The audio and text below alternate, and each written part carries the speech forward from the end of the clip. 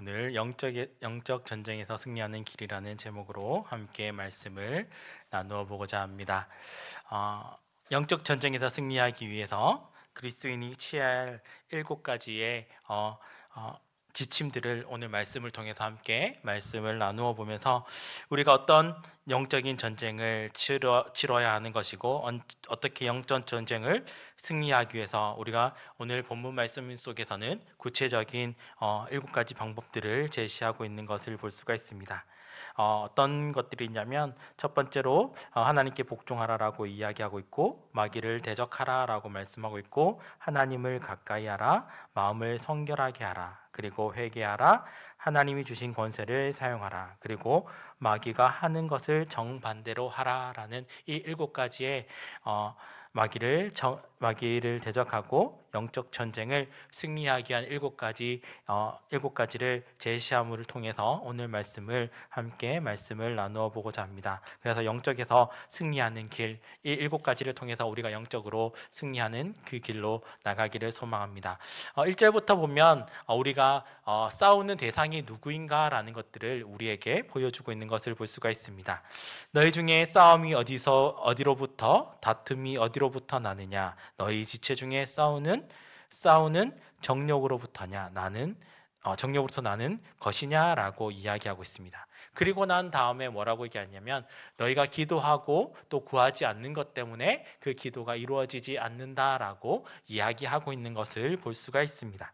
그래서 오늘 어떻게 영적 전쟁에서 또 승리하고 이겨 나가야 되는지 7가지를 알려주고 있는데요, 이 7가지를 통해서 말씀을 함께 나누어 보고자 합니다. 그래서 오늘 핵심의 말씀들은요, 어떻게 보면 1절부터 10절까지 말씀이지만 핵심의 내용들은 7절부터 9절까지 말씀들이 영적 전쟁에서 승리하는 그 길로 이루어지는 것들을 오늘 본문에서 우리에게 보여주고 있는 것을 볼 수가 있습니다.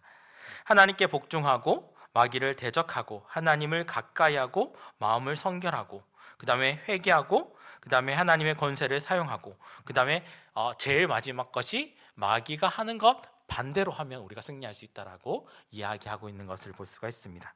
우리가 보통 청개구리를 비유할 때 뭐라고 이야기합니까? 꼭 반대로만 해야만 우리가 청개구리라고 얘기하잖아요. 그것처럼 마지막 마귀를 대적할 때는 마귀가 좋아하는 것을 하는 것이 아니라 마귀가 싫어하는 것을 우리가 해야 마지막에 우리가 영적인 전쟁의 승리의 종점까지 달려갈 수 있다는 것들을 우리에게 다시 한 번 더 말씀해주고 있는 것을 볼 수가 있습니다. 그래서 오늘 이 7가지를 통해서 영적 전쟁에서 승리하는 것을 통해서 우리 덕신적인 모든 성도님들이 영적 전쟁을 치를 때 이 말씀을 가지고 승리하며 나가는 그 삶이 다 되시길 축복합니다. 첫 번째로 우리가 싸움의 대상을 바로 알아야 된다라고 이야기하고 있는데요, 오늘 본문 7절 말씀에 보면 이렇게 말씀하고 있습니다. 하나님께 복종하고 마귀를 대적하라 라고 말씀하고 있습니다. 너희는 하나님께 복종할지어다 마귀를 대적하라, 그러면 너희를 피하리라 라고 우리에게 말씀해주고 있는 것입니다. 즉 싸움의 대상이 누구인지 우리는 분명히 알아야 된다라고 이야기합니다. 우리가 눈에 보이지 않는 영적인 대상을 두고 싸울 때 허공의 싸움을 하시겠습니까? 아니면 대상을 알고 싸우겠습니까? 우리가 보통 이렇게 얘기합니다. 바보 싸움이라고 얘기하는데요, 바보 싸움이 뭐냐면 내가 하는 행동을 거꾸로 하는 것이 바보 행동이랍니다. 내가 이렇게 하면 다른 사람은 반대로 위로 하는 것입니다. 한번 생각해 보십시오. 내가 싸움을 대상으로 하는데 내 눈에 앞에 보이는 대상이 보여야 내가 이렇게 싸울 거 아닙니까? 근데 나는 눈에 보이지 않는 대상, 영적인 대상을 싸운다고 이러고 있습니다. 여러분, 이길 수 있겠습니까? 눈탱이 방탱이 됩니다. 아무리 싸워도 이길 수가 없습니다. 왜요? 대상은 여기 있는데 나는 계속 여기만 치고 있습니다. 그러면 백날 싸워도 KO 당할 수밖에 없고 눈탱이는 방탱이가 돼서 보이지 않습니다. 그리고 얘기합니다. 내가 졌네, 이렇게 얘기합니다. 왜 졌다고 얘기합니까? 질 수밖에 없는 싸움을 계속 하고 있는데 이길 수가 없잖아요.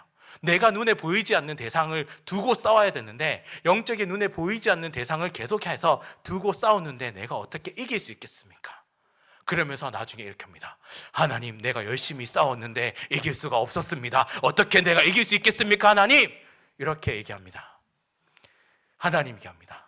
야야, 앞을 좀 봐라. 이렇게 하십니다. 죄송합니다. 사투리 있어서. 네, 네. 좀 앞에 보고 대상을 보고 싸우라고 얘기하는 것입니다. 우리가 하나님의 대상인 영적인 대상을 두고 싸워야 되는데 그 영적인 대상이 누구인지 이야기하는데요. 에베소서 6장 12절 말씀에 우리에게 이렇게 말씀해 주고 있습니다. 우리가 싸울 대상이 누군가? 우리의 씨름은 혈과 육에 상대하는 것이 아니요 통치자들과 권세자들과 어둠의 권세 주권자들과 하늘에 있는 악한 영들을 상대함이라 라고 우리에게 말씀하고 있는 것입니다. 영적인 대상이 악한 영들이고 우리가 싸움의 대상이 사람이 아니라 영적인 악한 것들과 함께 맞서 싸워야 된다라고 우리에게 이야기하고 있는 것입니다. 그래서 통치자들과 권세자들과 이 어둠의 세상 주관자들과 하늘에 있는 악한 영들, 우리가 싸워야 할 대상이 사람이 아니라 배후에서 역사하는 악한 영들이라고 이야기하고 있는 것입니다. 그 악한 영들을 우리가 대적해야 된다라고 말씀하고 있는 것입니다. 그래서 우리가 악한 영들을 무장해서 싸울 때 사람들의 싸움이 아니라 악한 영들의 싸움임을 분명히 알고 늘 영적으로 무장하는 그런 덕신제이기 모든 성도님들이 다 되시길 축원합니다. 그러면 영적인 무장은 무엇입니까? 늘 강조해도 입이 닳도록 강조해도 끊임이 없는 무엇입니까? 두 가지입니다. 말씀과 뭘까요? 그렇죠. 말씀과 기도를 우리는 계속해서 해나가야 된다라고 이야기합니다. 그래서 하나님의 말씀에 순종하라라고 이야기합니다. 그것이 무엇입니까? 에베소서 6장에서 우리가 말씀하는 전신갑주를 취하라라고 이야기하는 것입니다. 하나님의 말씀과 기도로 우리는 계속해서 말씀과 기도로 무장해서 악한 마귀와 대적해서 싸워서 우리가 이길 수 있다라는 것. 그래서 첫 번째가 우리가 대상이 누구인가를 정확하게 알아야 된다라고 이야기하는 것입니다. 두 번째는요, 우리의 자신이 죄사함과 치유를 받았다라는 것을 알아야 합니다. 여러분, 우리는 때로는 이렇게 이야기합니다. 나 상처받았습니다. 마상 입었습니다 라고 이야기합니다. 근데요, 마상을 입었는데 치유를 해주는 대상이 누구입니까? 사람이 치유를 해줍니까? 하나님이 치유를 해줍니까? 우리는 이것을 정확하게 알아야 됩니다. 치유를 받을 때 하나님이 우리를 치유해 주신다라고 생각하는데 우리는 가끔 사람이 치유해 준다라고 착각합니다. 그래서 사람들을 찾아갑니다. 그래서 사람들 앞에 찾아가서 상담합니다. 근데요, 제가요, 많은 사람들을 만나본 건 아니지만 목회를 하면서 만나본 사람들 중에 사람들이 이렇게 합니다. 어떤 사람들은 열심히 상담가를 찾아갑니다. 여러분, 상담가를 찾아가면 한 번 만날 때마다 돈이 얼마 정도 드시는 줄 아십니까? 네, 제일 싼 게 5만 원에서 10만 원입니다. 한번 생각해 보십시오. 자, 그러면 10번을 상담가를 만난다라고 한번 생각해 보십시오. 그러면 금액이 얼마나 될까요? 네, 100만 원입니다. 10번 만났어요. 1시간에 한 번씩 해서 10번 만났어요. 자, 10번 만났는데 100만 원이 쑥 나갔어요. 자, 근데 여러분 하나님 앞에 나와서 기도했어요. 1시간씩 기도했어요. 10번 나와서 기도했어요. 하나님께 기도 응답 받았어요. 자, 그러면은 이 100만 원이 아까울까요? 안 아까울까요? 돈이 안 들었는데요. 여러분 한번 생각해 보십시오. 상담가를 만나서 10번 만나서 100만 원이 들었어요. 또 유명한 상담가는 100만 원, 1000만 원씩 들어요.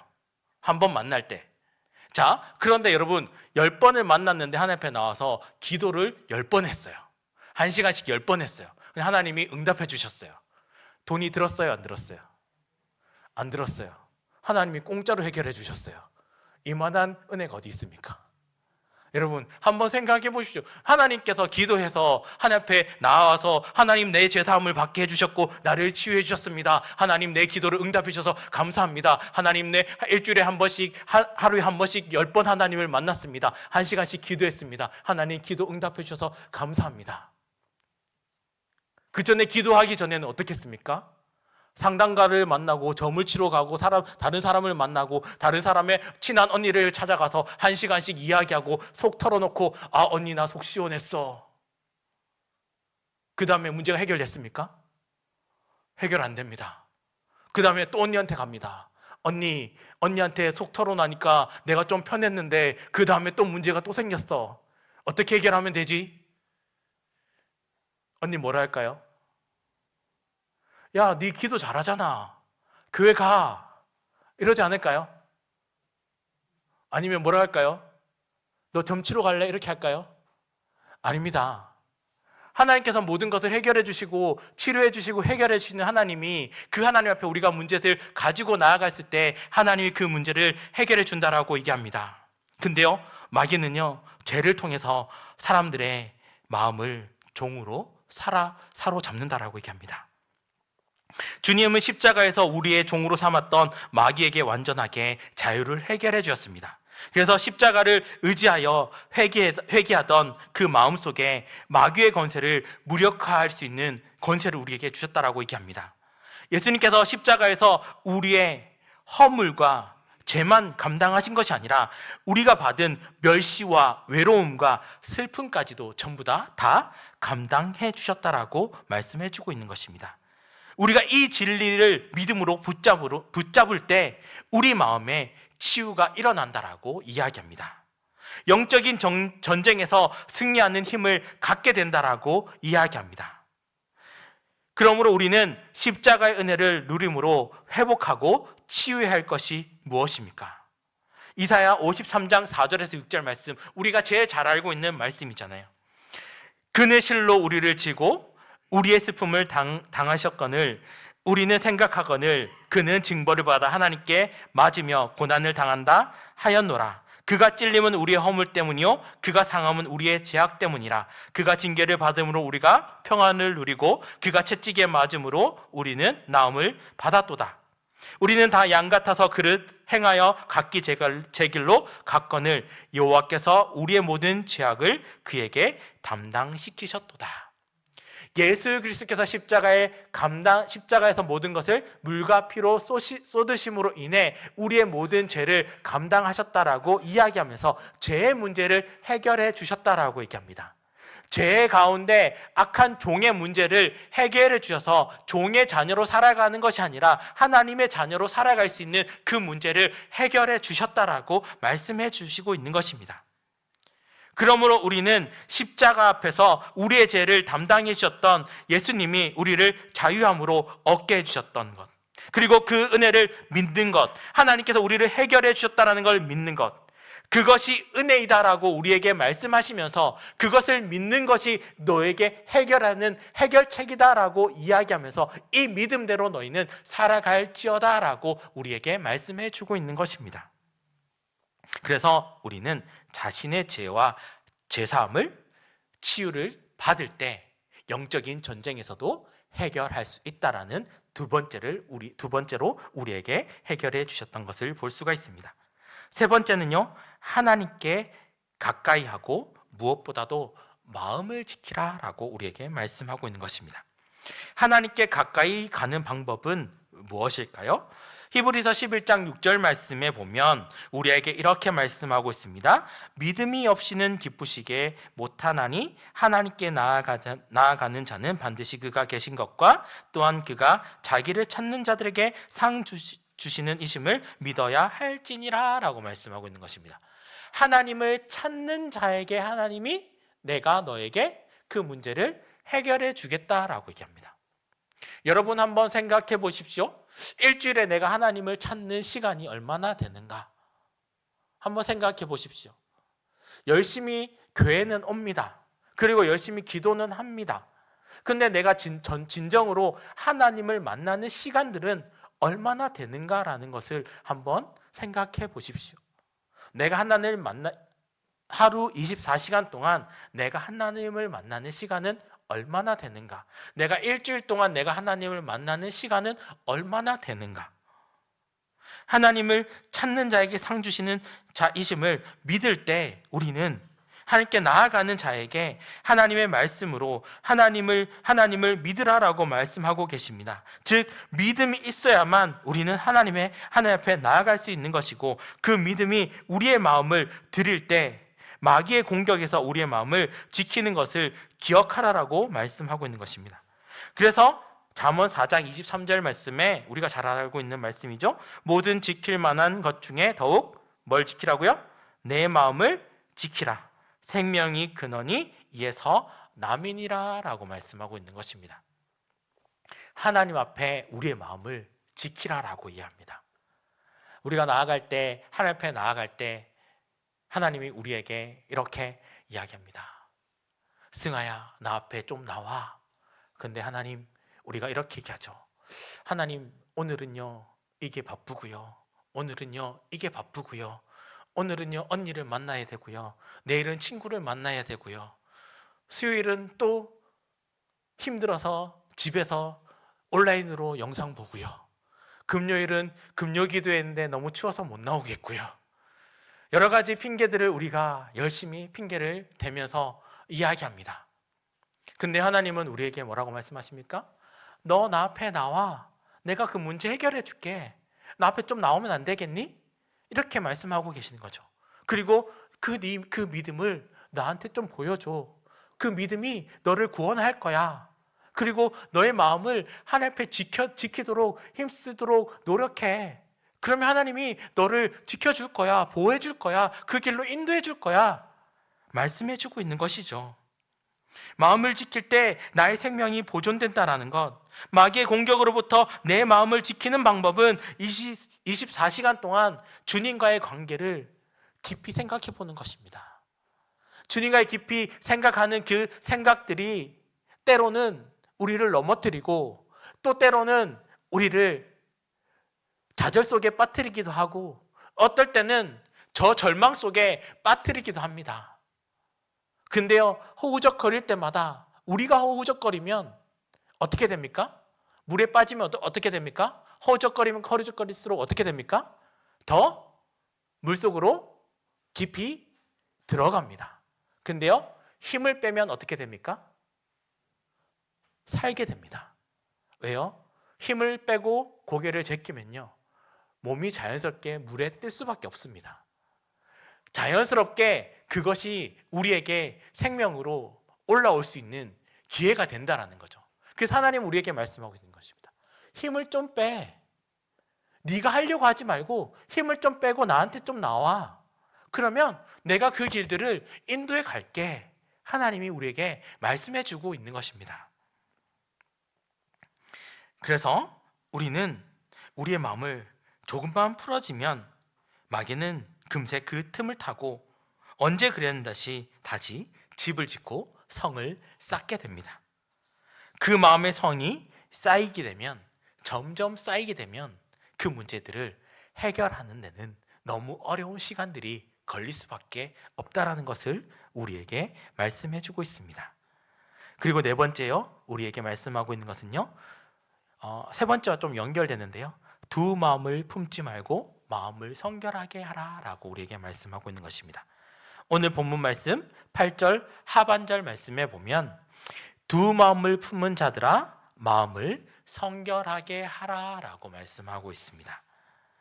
두 마음을 품은 자들아, 하나님을 사랑하는 것과 세상을 쾌락하는 그 쾌락을 사랑하는 사람이 바로 이 두 마음을 품은 사람이라고 말씀하시면서 마음을 성결케 하라, 깨끗한 마음을 품으라라는 그 의미로 우리에게 말씀하고 있는 것입니다. 신앙생활할 때 교회 안에서 이루어지는 것이 아니라 교회 안과 밖, 그리고 모든 모습과 생활과 마음과 믿음이 같은 마음으로 같이 가야 된다라고 이야기하는 것입니다. 한번 생각해 보십시오. 우리가 많은 사람들이 때로는 이렇게 이야기합니다. 밖에서는 정말 잘하는데 집에서는 절대로 하지 않아요. 이렇게 하시는 분들이 계십니다. 왜 그렇게 할까요? 많은 여자 성도님들이 우리 남편이 정말 좋아요. 그런데요, 밖에서는요 정말 천사 같아요. 근데 집에 와서는 아무것도 안 해요. 이렇게 얘기하시는 성도님들의 이야기를 제가 들은 적이 있습니다. 한번 생각해 보십시오. 밖에서는 천사같이 하는데 집에서는 왜 다르게 행동하는 그 마음을 품을 때 아내들은 어떤 마음을 품을까요? 네, 죄송합니다. 네, 표현을 좀 하겠습니다.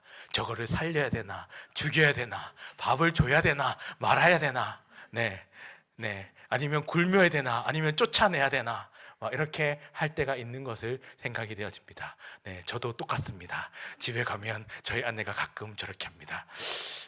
집에서 여보, 남편 잘 좀 하자 이렇게 할 때가 있습니다. 네, 예, 죄송합니다 이렇게 합니다. 네, 왜 그렇게 하는 행동일까요? 나가서 치열하게 싸우고 들어와서 하다 보면 에너지가 고갈될 때가 있습니다. 에너지가 고갈돼서 할 수 없는 일들도 해야 될 때가 때론 있습니다. 그러다 보면 지쳐서 할 수 없는 상황들도 생깁니다. 그러다 보니까 그렇게 표현하다 보니까 그것이 다른 상대방에게 아픔으로 다가오게 하는 그런 표현들도 하게 된다라는 거죠. 그것처럼 우리는 신앙생활 할 때도 마찬가지로 교회 안과 밖 그리고 우리의 모든 생활과 생각, 마음과 믿음까지도 같은 곳으로 집중할 수 있도록 해 나가야 된다라고 우리에게 말씀하고 있는 것입니다. 그래서 요한계시록 3장에 보면 라우디아 교회에 책망받는 그 이유들을 이야기하면서 우리에게 이렇게 말씀하고 있습니다. 요한계시록 3장 15절에서 17절 말씀에 보면 내가 차지도 아니하고 뜨겁지도 아니하고 내가 차든지 뜨겁든지 하기를 원하노라. 내가 이같이 미지근하여 뜨겁지도 아니하고 차지도 아니하고 내 입에서 너를 토하여 버리리라. 내가 말하기를 나는 부자라. 부유하여 부족한 것이 없다 하나 내 공고한 것이 가련한 것과 가난한 것과 눈먼 것과 벌거벗은 것을 내가 알지 못하는도다 라고 말씀하고 있습니다. 쉽게 말해서 눈과 귀가 다 덮여서 그것을 해결할 수 없는 문제로 나아간다라고 우리에게 말씀하고 있는 것입니다. 그래서 하나님은 우리에게 이렇게 말씀하고 있습니다. 믿음의 나태함을 책망하시면서 불로 연단한 금을 사서 부유하게 하고 흰옷을 사서 입어 벌거벗은 수치를 보이지 않게 하고 안약을 사서 눈에 발라 보이게 하라고 권고하고 계십니다. 뜨거운 열심과 믿음으로 우리의 자신을 정결하게 하여 한 마음을 품는 것을 가르쳐주고 있는 것이다 라고 우리에게 말씀하고 있는 것입니다. 그래서 두 마음을 품지 말고 성결한 마음으로 하나님 앞에 같은 곳을 향해서 나아가라라고 우리에게 말씀하고 있는 것입니다. 그리고 다섯 번째로 울며 애통하며 회개하라라고 말씀하고 있는 것입니다. 슬퍼하며 애통하며 울지어다. 오늘 9절 말씀입니다. 너희는 웃음을 애통으로 너희의 즐거움을 근심으로 바꿀지어다 라고 말씀하고 있는 것입니다. 슬퍼한다는 것은 비참해한다는 것을 의미합니다.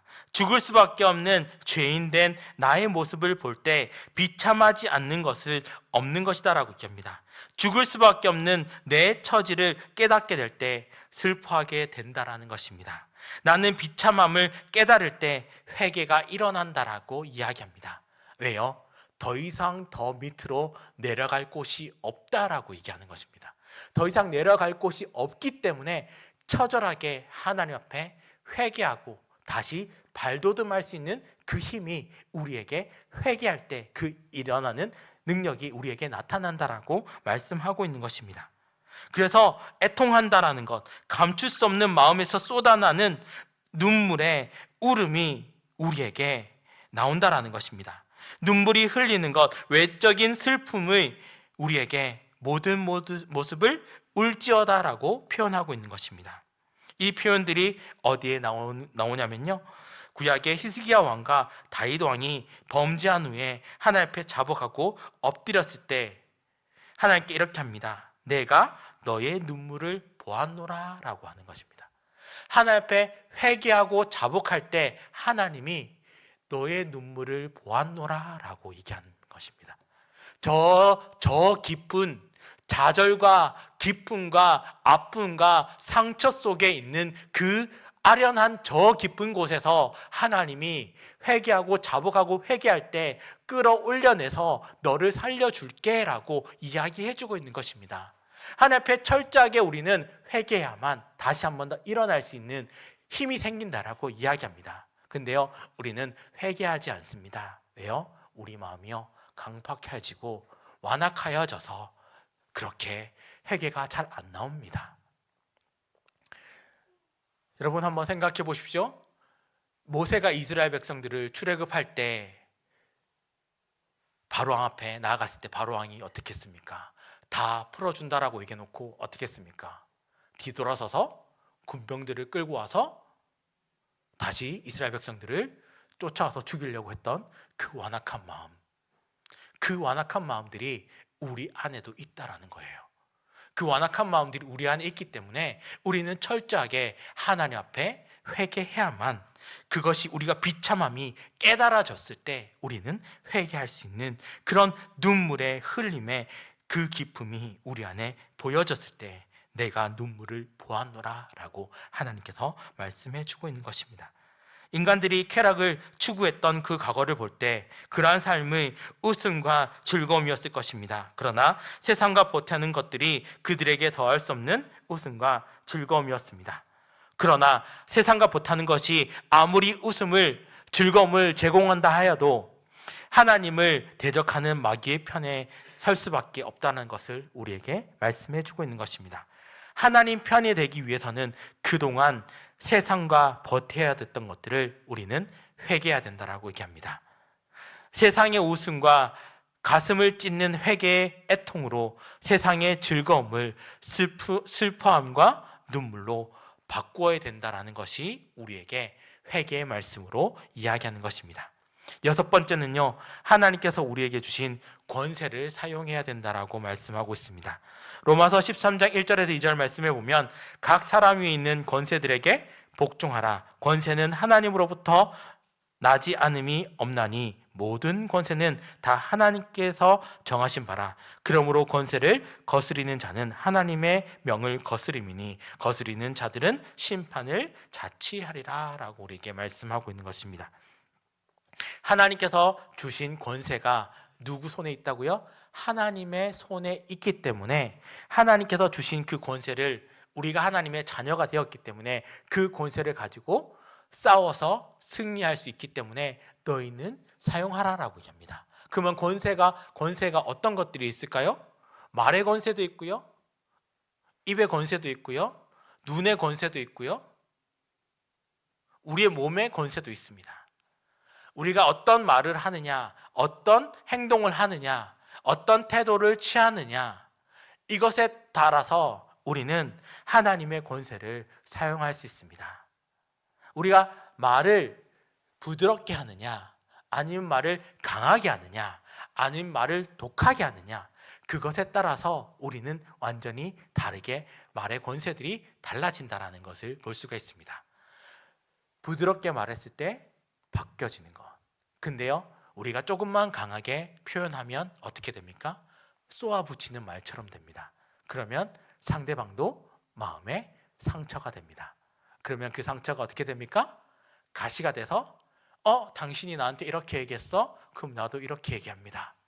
서로 찌르는 상태들만 될 수밖에 없다라는 것이죠.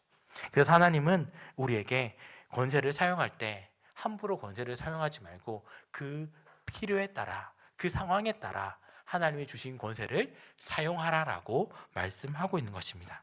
그러므로 우리는 성경에서 우리에게 말씀하신 것처럼 마귀의 권세를 가지고 있는 것이 권세를, 능력을 가지고 있기 때문에 우리의 힘으로 이길 수는 없지만 성경은 분명하게 마귀를 대적하면 마귀가 피할 것이다 라고 말씀해 주시고, 마귀가 역사하는 곳에 내 입을 열어서 내가 예수 그리스도의 이름으로 명하노니 악한 영은 떠나가라 라고 선포하면 그것이 떠나간다라고 얘기합니다. 그것이 예수 그리스도의 이름에 권세가 있다라고 우리에게 말씀해 주고 있는 것입니다. 예수 그리스도의 이름에 권세가 있기 때문에 우리가 그 이름으로, 예수의 이름으로 이야기하는 것입니다. 우리의 이름으로 백날해 보십시오. 마귀가 떠나가나. 백승아의 이름으로 명하노니 떠나갈지어다. 마귀가 웃기고 있네. 네, 이렇게 합니다. 근데요, 하나님의 이름으로, 예수 그리스도 이름으로 선포할 때 마귀는 떠나간다라고 얘기합니다. 왜요? 성경은 분명하게 그것을 우리에게 말씀해 주고 있습니다. 군대 귀신이 들린 그 귀신들에게 예수님이 한마디 선포하심으로 인해 그 귀신들이 바다를 향해 돼지들이 달려갔습니다. 그 권세가 누구의 이름으로 권세됐습니까? 예수 그리스도의 이름으로 선포됐을 때 그것이 해결되었던 것을 우리에게 보여주는 것입니다. 그러므로 우리는 그 권세가 누구에게 나오는지 분명하게 알게 되는 것이고, 그 권세 복종 앞에 우리는 하나님이라는 그 복종 앞에 우리는 하나님께서 말씀하실 때 마귀도 그것을 알고 우리도 그 상황을 다 알고 있다라는 것입니다. 그래서 예수 그리스도의 이름으로 권세를 가지고 선포할 때 우리는 승리할 수 있다라는 것을 말씀해 주고 있는 것입니다. 마지막 7번째로 마귀와 정반대의 정신으로 삶을 살아내라라고 우리에게 말씀하고 있는 것입니다. 로마서 12장 17절에서 21절의 말씀에 보면 악한 일을 만났을 때 뭐라고 말씀하시냐면 17절 말씀에 악을 악으로 갚지 말고 선한 일을 도모하라 라고 말씀하고 있습니다. 악을 악으로 갚지 말고 선한 악으로 악한 길을 우리가 억울함을 당했을 때 우리는 오히려 선한 걸로 대갚아 주라. 그럼 하나님께서 그것을 대갚아 주시라라고 말씀하고 있습니다. 그리고 원수가 줄이고 목마르면 어떻게 하라고 합니까? 줄이고 목마르게 하거든 마시게 하라라고 합니다. 우리 옆에 있는 사람들이 고통하고 있으면 물을 주고, 목이 마르다 하면 물을 주고, 춥다 하면 옷을 덮어주면 됩니다. 그것처럼 원수가 목마르고 좌절하게 하고 힘들게 하고 내 목이 목마르게 목이 타게 한다면 그것을 반대로 해서 그것을 해결할 수 있다라고 이야기하는 것입니다. 만약 우리 안에 마귀가 좋은 것으로 가득하면 마귀는 결코 우리를 떠나려 하지 않습니다. 마귀가 우리와 싸우려고 하면 마귀가 좋은 양식을 끊고 마귀가 싫어하고 괴로워하는 것으로 싸움을 해야만 우리는 승리할 수 있습니다. 마지막으로 사무엘상 17장에 보면 다윗이 골리앗과 싸울 때 어떻게 합니까? 자기의 힘으로 하지 않았습니다. 네가 조롱하는 만군의 여호와의 이름으로 나는 나아간다라고 선포하면서 나아갔습니다. 그리고 결국 마귀의 전쟁은 아니지만 골리앗과의 전쟁에서 승리할 수 있었던 것을 볼 수가 있습니다. 마귀와 반대로 우리가 행동하는 것, 그것이 우리가 승리의 삶을 살 수 있다는 것을 우리에게 말씀해 주고 있는 것입니다. 그러므로 우리는 선포하면서 나가야 됩니다. 마귀와의 싸움에서는 만군의 여호와의 이름으로 우리는 선포하며 나갈 때 우리는 승리할 수 있다라고 이야기합니다. 그러나요, 마귀가 좋아하는 것대로 우리는 행동하면 계속해서 마귀에게 끌려갈 수밖에 없다라고 우리에게 말씀해 주고 있는 것입니다. 사랑하는 성도 여러분, 오늘의 말씀을 정리하면서 나가기를 소망합니다. 우린 영적으로 승리하는 방법을 7가지를 보았습니다. 하나님을 가까이 하고 마귀를 대적하고 두 마음을 품지 말고 성결하고 진정으로 회개할 때 하나님이 주신 권세를 사용하고 마귀와 정반대로 살아갈 때 우리는 마귀와 영적 전쟁에서 승리할 수 있다라고 말씀하고 있습니다. 또한 우리 진정한 회개의 눈물이 있는 곳에 마음에 성결하게 하는 것이다라고 우리에게 말씀하시면서 주님 앞에 뜨거운 감사와 구원의 감격과 회개의 눈물을 흘려본 적이 얼마나 있는지 다시 한 번 더 생각해 보십시오. 우리는 방종하는 이 시대 속에, 유리하는 그 삶 속에 우리의 회개의 눈물이 얼마나 우리 안에 있었는가? 또 우리가 회복해야 될 것이 무엇인가? 주님 앞에 우리가 진정으로 눈물을 흘려야 될 것이 무엇인가? 나의 아픔만 아프다라고 눈물을 흘리는 것이 아니라 내가 정말 하나님 앞에 겸손한 자세로 창조주 하나님 앞에 나는 피조물임을 기억하면서 하나님의 영광을 위해서 애쓰는 삶을 우리는 창조하면서 두 마음을 품지 말고 오직 하나님의 마음으로 자신으로부터 우리가 성결해서 이러한 영적인 몸부림을 통해 하나님의 기쁨과 자랑이 되는 덕신제에게 모든 성도님 한 분 한 분 다 되시길 주님의 이름으로 축원합니다.